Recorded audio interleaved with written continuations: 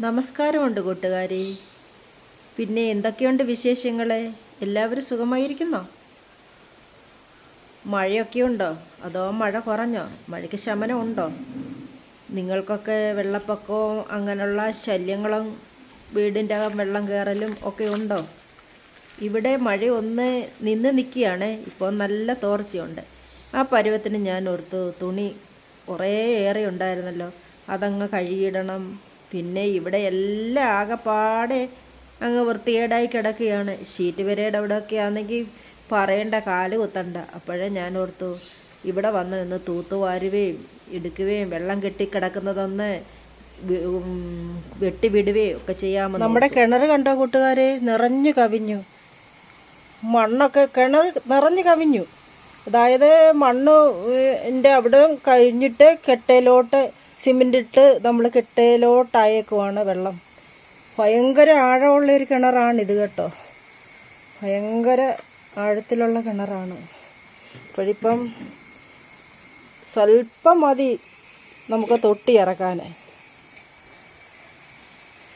ഇപ്പോഴേ ഈ വർഷം ഇറച്ച കിണറാണ്. എങ്കിലും നമ്മുടെ സൈഡിലെല്ലാം കാട് കിളിച്ചത് കണ്ടോ? ഒരു സൈസ് പായൽ.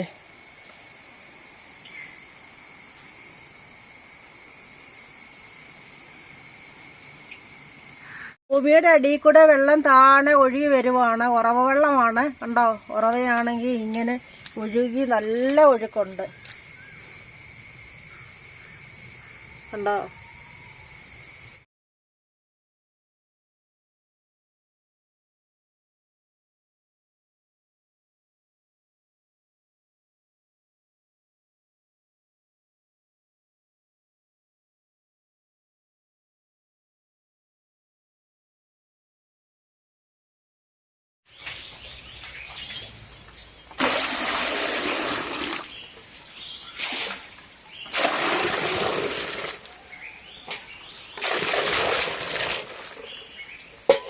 തുണി ഒന്ന് കുതിർത്ത് വെച്ചിട്ട് ബാക്കിയുള്ള ജോലിക്ക് പോകാം. ഇപ്പോൾ സോപ്പ് പൊടിക്കകത്തൊക്കെ കുതിർത്ത് വെച്ചു. ഇനിയും കുറച്ച് ജോലികൾ ഇവിടെ ഉണ്ട്. ഇവിടെ എല്ലാം അളിഞ്ഞ് നാറിക്കിടക്കുകയാണ്. എങ്ങനെയൊന്ന് ശരിയാക്കുമെന്ന് എനിക്കറിയില്ല. അതുപോലെ ആകെപ്പാടേ വൃത്തികെട്ട് കിടക്കുകയാണ്. എന്ത് ചെയ്യാം? ഭയങ്കര മഴ പിടിച്ച് ഇവിടെല്ലാം പായലും പിടിച്ച് വല്ലാതെ കിടക്കുകയാണ്. വെള്ളം കെട്ടിക്കിടക്കുകയും ഒക്കെ ചെയ്യുന്നുണ്ട്. എങ്ങനെയൊന്ന് ശരിയാക്കും? ഓർത്തിട്ട് വയ്യ കൂട്ടുകാരി. ഇത് നോനിമരമാണ്. ഇതിൽ ഒരു സൈസ് കാ കണ്ടോ കിടക്കുന്ന കായ? കാണിക്കാവേ. ഷെഡിൻ്റെ പുറത്ത് കായുണ്ട്. ഇതിൽ ഒരുപാട് കായുണ്ട്. ഇതിൻ്റെ മണ്ടയിലൊക്കെ ഇതെല്ലാം പൊഴിഞ്ഞ് വീണ് നിലത്ത് കിടപ്പുണ്ട്. വെള്ളവുമായിട്ട് ഇങ്ങനെ വല്ലാതെ കിടക്കുകയാണ്. അങ്ങനെ എൻ്റെ ഈ ജോലി ആരംഭിച്ചു. തൂപ്പ് ജോലി തൂക്കാൻ പോവുകയാണ്. ഈ നോനിക്കായാണെങ്കിൽ തൂത്താലെങ്ങും നീങ്ങത്തില്ല. അപ്പോഴേ ഇതൊക്കെ ഇങ്ങനെ കിടക്കുന്നതുകൊണ്ടാണ് വെള്ളം കൂടുതലും തടഞ്ഞു കിടക്കുന്നത്. അപ്പം മഴയൊക്കെ ആയപ്പോഴത്തേനും ഇതിലെ കായാണെങ്കിൽ പൊഴിഞ്ഞ് വീഴുകയാണ്. ഇത് വെട്ടിക്കളയാമെന്ന് വെച്ചാലും ഒക്കത്തില്ല. കാരണം ഇതിലെ നല്ലൊരു കുരുമുളക് കൊടി പിടിച്ചിട്ടുണ്ട്. അപ്പോൾ ആ കൊടിയും എല്ലാം പോകില്ലേ, അതുകൊണ്ടാണ് വെട്ടാത്തത്. അതുകൊണ്ട് കായ തൂത്തുവാരി പോതക്കേട് വരിക. കമ്പിച്ചൂല് കൊണ്ട് തൂത്തിട്ട് പോലും പോകത്തില്ല നോനിക്കായ. അതേ ഈ നോനിപ്പഴം ഉണ്ടല്ലോ, നോനിപ്പഴം ആണെങ്കിൽ സ്കിന്നിലുണ്ടാകുന്ന ക്യാൻസറിനെ ചെറുക്കുമെന്നാണ് പറയുന്നത് ഇതിൻ്റെ ജ്യൂസ് കുടിച്ചാൽ. അപ്പോഴേ ഇതിൻ്റെ ജ്യൂസ് ഉണ്ടാക്കി ചിലരൊക്കെ കുടിക്കുന്നുണ്ട്. എനിക്കറിയില്ല. ഇവിടെ ഈ കാ മൊത്തം പൊഴിഞ്ഞു പോവുകയാണ്. പണ്ടൊക്കെ ആണെങ്കിൽ ഞാൻ ഇതിൻ്റെ കായാണെങ്കിൽ ഇങ്ങനെ നുറുക്കിയിട്ട് ജ്യൂസാക്കി കഴിക്കുമായിരുന്നു. ഇപ്പം ഞാൻ എടുക്കത്തേയില്ല. ഇങ്ങനെ നല്ല നല്ല കായ്കളാണ് പൊഴിഞ്ഞു വീഴുന്നത്.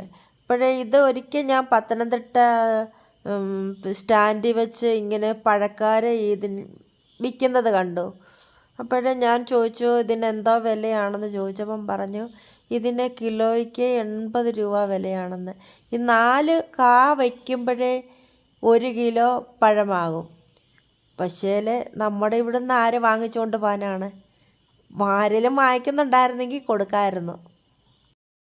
അപ്പോഴേ നമ്മുടെ ക്ലീനിങ് ഒരുവിധമൊക്കെ ഒന്ന് ഒതുക്കി. വെള്ളമൊക്കെ ഒരുവിധമൊക്കെ ഒരു സൈഡിൽ കൂടെ ഒക്കെ ഒഴുക്കി വിട്ടു. അപ്പോഴേ ഇനിയും കുറച്ച് തുണിയുണ്ട് നനയ്ക്കാൻ, അത് നനയ്ക്കാൻ പോകാം.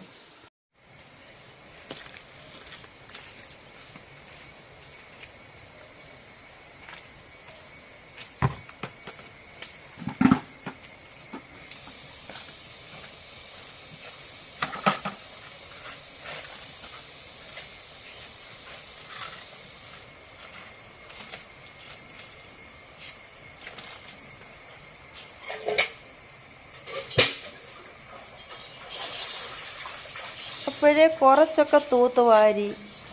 പിന്നെ മഴയല്ലേ, മഴ ഇനിയും പോകട്ടെ, വെയിലൊക്കെ ആകട്ടെ, അന്നേരം നല്ല ക്ലീനായിട്ട് തൂക്കാം.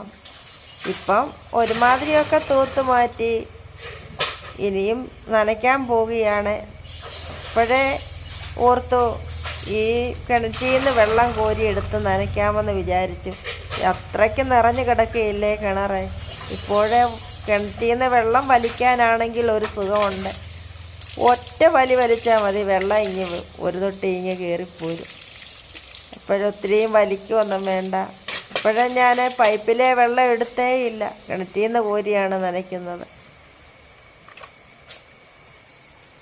അതോടൊപ്പം നല്ല പ്രയാസവും തോന്നി. കാരണം കിണറിൻ്റെ അകത്തെ വെള്ളം എങ്ങനെ നിറഞ്ഞാൽ കിണറിന് ദൂഷ്യമാകും. കാരണം മണ്ണൊക്കെ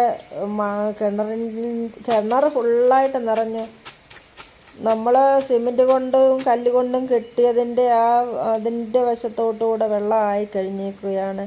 ഇപ്പം കിണറിൻ്റെ സൈഡിൽ കൂടെ ആണെങ്കിലും ഉറവയായി വെളിയിലോട്ട് വെള്ളം പോകുന്നുണ്ട്. അപ്പോഴേ കിണറിന് ഒരുപാട് പഴക്കം ചെന്ന കിണറാണ്.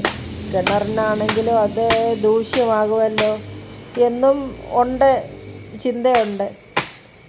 പിന്നെ ഒരു കാര്യവും ഉണ്ട്, അതൊത്തിരി നാളായി കിണറിൻ്റെ ചുറ്റും മതിൽ കെട്ടിയിട്ട് ആദ്യം മെയിൻ്റെനൻസ് ചെയ്യാറ് ആയി കഴിഞ്ഞ് കിടക്കുകയാണ്. അപ്പോൾ വിചാരിക്കുന്നു ഈ വർഷമെങ്കിലും കുറച്ച് സിമെൻ്റൊക്കെ എടുത്ത് ഇതിൻ്റെ കിണറിൻ്റെ ചുറ്റുമതിലൊക്കെ ഒന്ന് മെയിൻ്റെനൻസ് ചെയ്യണമെന്ന് വിചാരിക്കുന്നു.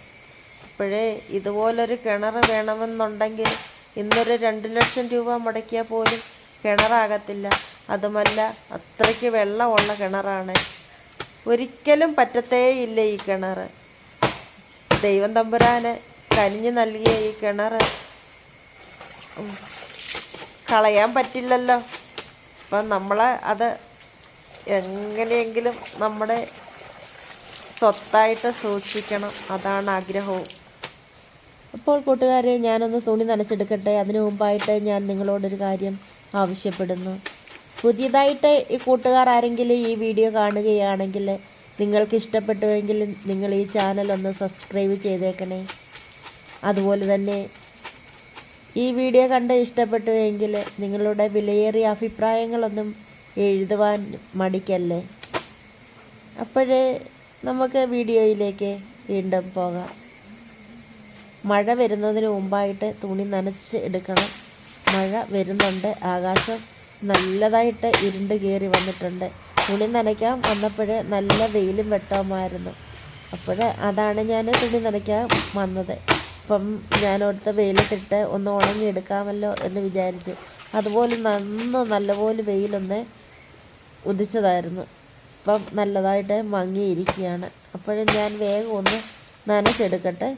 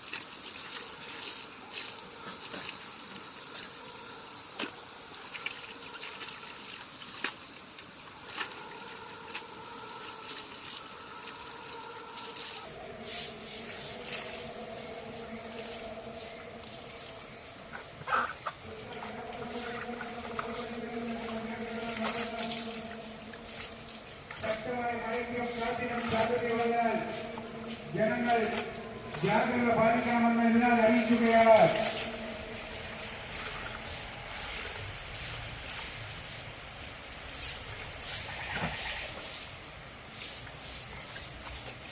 ചിറ്റാർ ഗ്രാമപഞ്ചായത്തിൽ നിന്നും പൊതുജനങ്ങളെ അറിയിക്കുന്നത് ശക്തമായ മഴയ്ക്കും കാറ്റിനും സാധ്യതയുള്ളതിനാൽ ജനങ്ങൾ ജാഗ്രത പാലിക്കണമെന്ന് ഇതിനാൽ അറിയിക്കുന്നത്.